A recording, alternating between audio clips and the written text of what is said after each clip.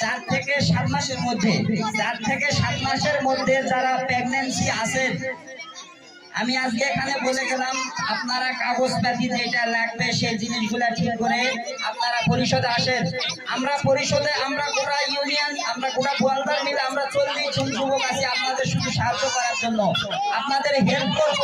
আপনাদের যেটার প্রয়োজন হবে গোয়ালদার ইউনিয়ন পরিষদে আসেন, আমাদের এখানে যুব বিভাগের ছেলেরা আছে তাদের সঙ্গে যোগাযোগ করেন, করে আমাদের পরিষদে আসেন, আমরা আপনাদের হেল্প করব। আপনারা শুধু তাই বসবেন, কাগজ দিবেন, কিভাবে কি নির্ধারিত কি করতে হবে সম্পূর্ণ কিছু আমরা করে দিব। আমরা আপনাদের জন্য তৈরি আছি। তবে একটা কথাই বলে যাই, আপনারা কাউকে নিয়ে যে আমি জামাত ইসলাম করি এই জন্য আমি ভয়ে কারোর সামনে কোনো কথা বলতে পারবো না, ওই দিন আর নাই। 5 আগস্টের পরে আমাদের ওই দিন ভুলে যেতে হবে। আমরা এখন সবাই আমরা এই বড়সড়াবাসী যারা আছি আমরা আমাদের বাড়ির ট্যাক্স নেই। এমনকি হচ্ছে কিছুদিন আগে ঘটনা একটা ঘটে গেল, 26 সালের পর্যন্ত তারা আমাদের কাছে আসে ট্যাক্স চাই। কিসের জন্য? সরকার কি গরিব পড়ে গেছে নাকি যার জন্য আমাদের কাছে আসে ট্যাক্স চাই?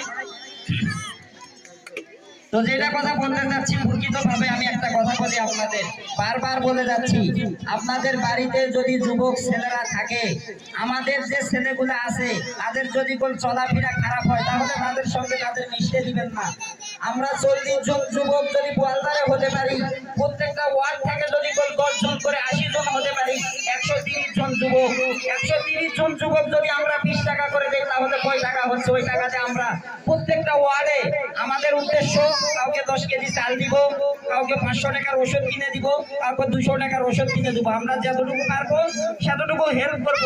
আমরা আপনাদের কাছে কোনো সময়ের জন্য আসে বলবো না যে আমাদেরকে একটা কার্ড পাবো 10 টাকা দেন, এই জিনিস কাজ করে দিচ্ছি আপনারা আমাকে 10 টাকা দেন, এই কথাটা কেউ বলতে পারবে না। চ্যালেঞ্জ দিয়ে গেলাম আপনাদের কাছে, যদি আমাদের যুব বিভাগের কোনো ছেলে যদি বলে যে আপনার এই কার্ডটা করে দিব, আমার ভ্যান ভাড়াটা দেন, আমি আমার যুব বিভাগ ভাইদের আমি বলে যাবো আপনাদের ভ্যান ভাড়া পর্যন্ত লাগবে না। আপনারা শুধু আপনাদের জন্ম নিবন্ধন A to Z উপজেলামুখী স্বাস্থ্য কমপ্লেক্সে যেতে হয়, যারা ডেলিভারি রোগী আছে, অনেক মা বোনেরা গরিব, তারা যাদের স্বীকার করতে পারতেছে না, তাদের বিভিন্ন প্রকারের সমস্যা, আমরা চেষ্টা করব আপনারা আমাদেরকে আপনাদের এই সেবাগুলোর কাজে আমাদেরকে একটু সাহায্য করেন, আমাদের একটু ডাকেন, দেখেন আমরা কি বলি আপনাদেরকে, আমরা কি আপনাদের খারাপ যাচ্ছি না ভালো যাচ্ছি? আপনারা কি আমাদের এই সহযোগিতা সবাই আমাদের সামনে থাকবেন তো ইনশাআল্লাহ? ইনশাআল্লাহ।